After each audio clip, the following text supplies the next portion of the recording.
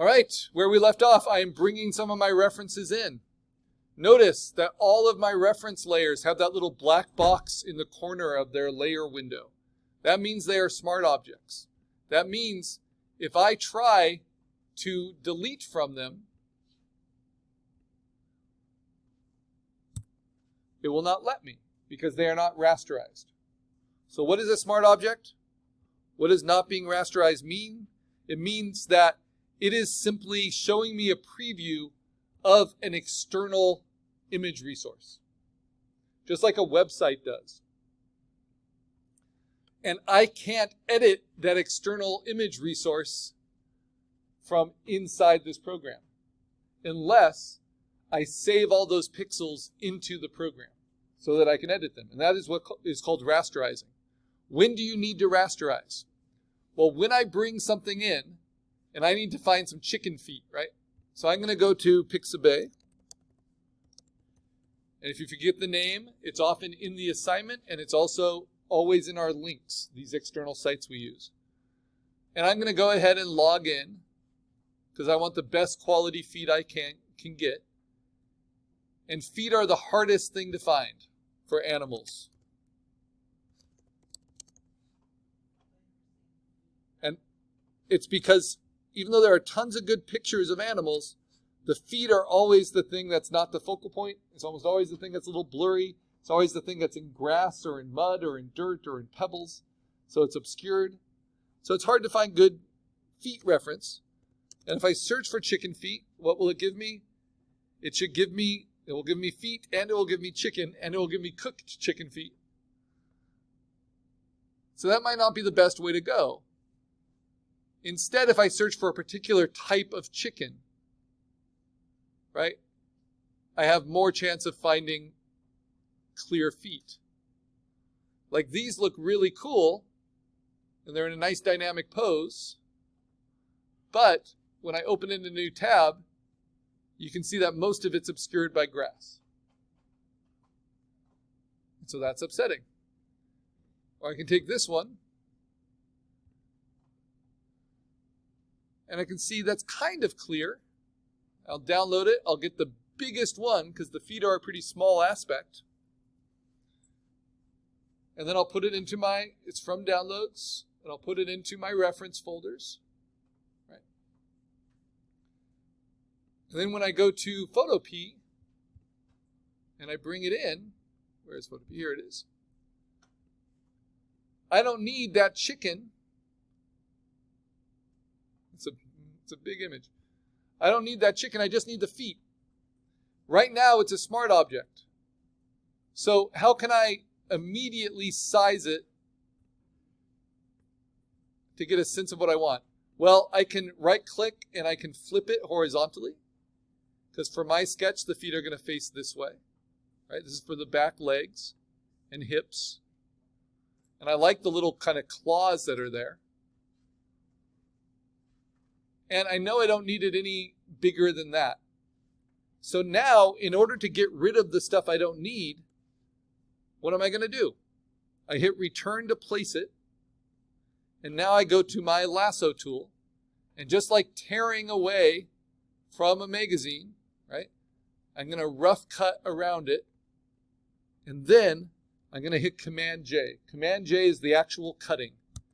And you'll see what it does is it makes a rasterized layer on top of my smart object, and then I can turn off and delete my smart object because I've got the rough thing I need. So now when I really look at it, what this is great for is the pelvis and the connection. You see the femur there, you see the fibia and tibia there, and then you see kind of the ankle, or not the ankle bone, the metatarsals here, and then the toes. It's great for this. It's not great for this. So I need to find another reference for those feet, just the last part. And maybe I don't want to go with chicken, because all chickens are going to be pretty flat-footed in this kind of material. So maybe I want to go for something like talons from like a bird of prey, which we're going to find in reference sometimes just like this. Those are beautiful, but sometimes flying. And it's all about the angle you find them at. So I right click and I open these in a new tab, and I'm going to download these. I love golden eagles. The first real serious painting I did was of a golden eagle. Beautiful animals. And I saw one in San Antonio about a month ago. Golden eagle. No, I didn't see it in California. I saw it in California. But it was a few months ago. Really cool. About this big.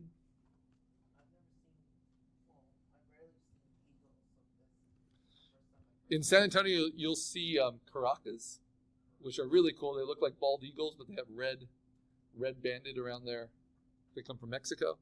And you'll see a lot of hawks. So, and then I think turkey vultures are pretty awesome. Beautiful shape. We see tons of those. I've heard people actually tame those animals themselves. Yeah, they're smart. They'll eat all your dead stuff.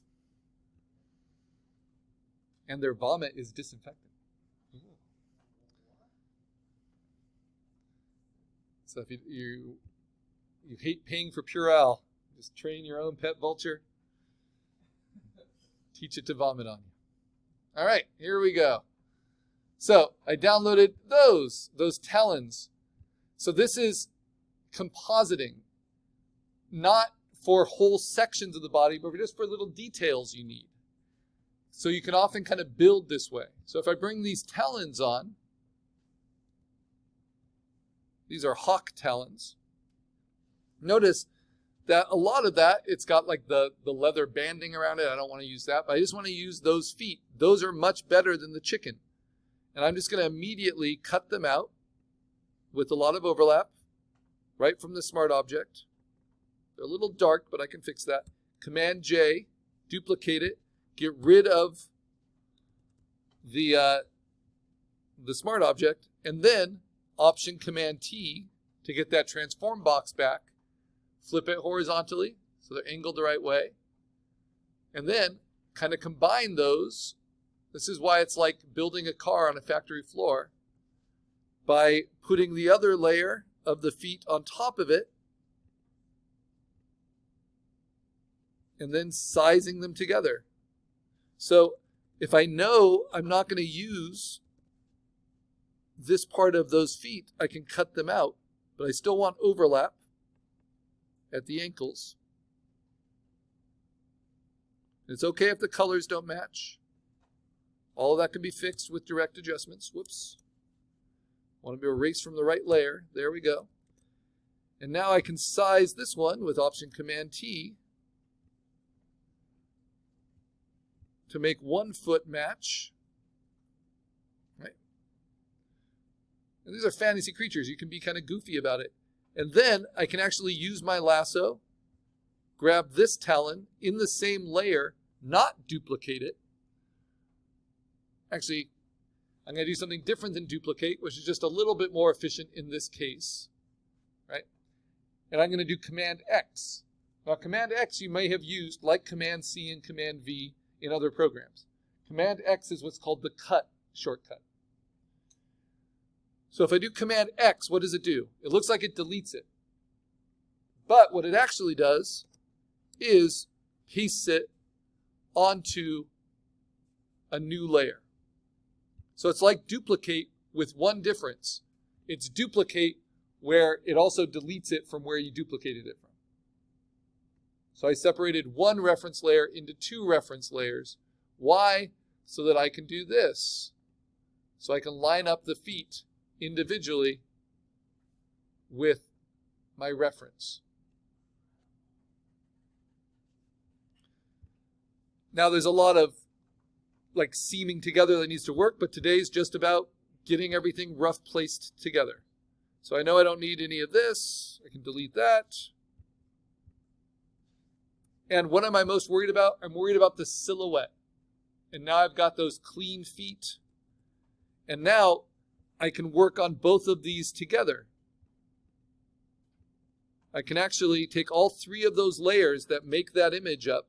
I can hold down Shift and select them all, put them into a layer group by clicking on the folder at the bottom of the layer window, and then name that folder because like R.J. Palmer says, you got to organize your bleep, right? And I'm going to call this the back feet. Now, because they're in a group, even though they're separate layers that I can still adjust, not only can I move them all together, but I can also Option-Command-T them all together and shrink them into place and even distort them, holding down Shift, and make them fit a little bit better with what I have in mind for my creature's proportions. Maybe tilt them a bit. So there we go. Now, let's get that head taken care of. So I built the feet somewhere. Now I'm going to build the head somewhere. I got to find my layers for the head, and here they are. I'm going to move them up to the top, even above the feet. And remember, Command right bracket will move your layers up. So I have 2 layers for the head. These are they. First I have the puma, and then I've got the iguana. What do I want to use from the iguana? I was thinking the spikes and the eye, and maybe some of this other cool stuff. So, what can I do? Well, let's take some of the spikes,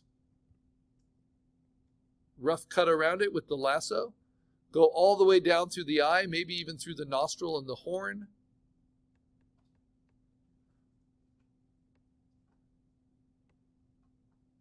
Because mythology is often colorful. I like the color here. Command J to duplicate it, and then delete the smart object behind it.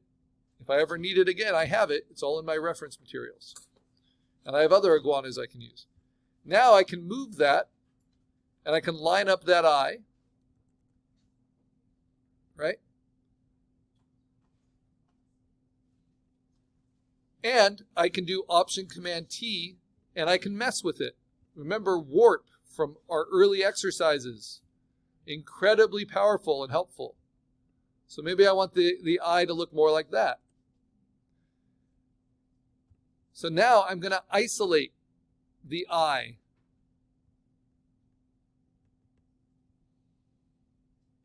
And how can I do that? I can duplicate it, but I can also hit Command X, which will get rid of it, and then hit Command D to deselect, and then Command V to paste it, and now it's on a new layer. Right?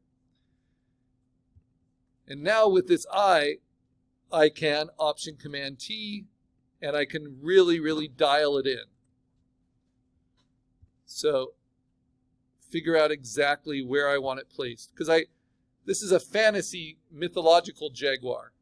I don't want it to have exactly believable eyes, right? Okay, now, how can I get that same eye over here? Well, first, I can, even without doing any color correction, I know I don't need all of this. So I'm going to use an eraser with a 0% hardness edge, 100% opacity, and I'm going to get rid of the hard edge.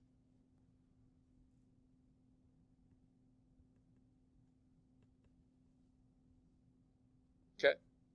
Now I can duplicate that. How do I duplicate? Command J. Just like doing our emoji shapes, right? How can I match this shape on the other side? I can do Option-Command-T, and then I can right-click, and I can say flip horizontal. And then I can move it. But this isn't two-dimensional. Right? This is meant to match a three-dimensional kind of image. So now I need to use my transform controls to shrink it to make it look a little bit farther away than that other eye.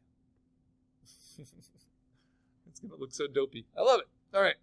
So now I'm going to warp it just so it doesn't look what I call too copy-pasty.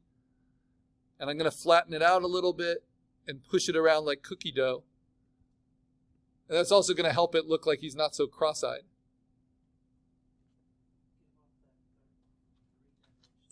Yeah. So now it's fitting with the direction of the reference. And then I can use that soft eraser.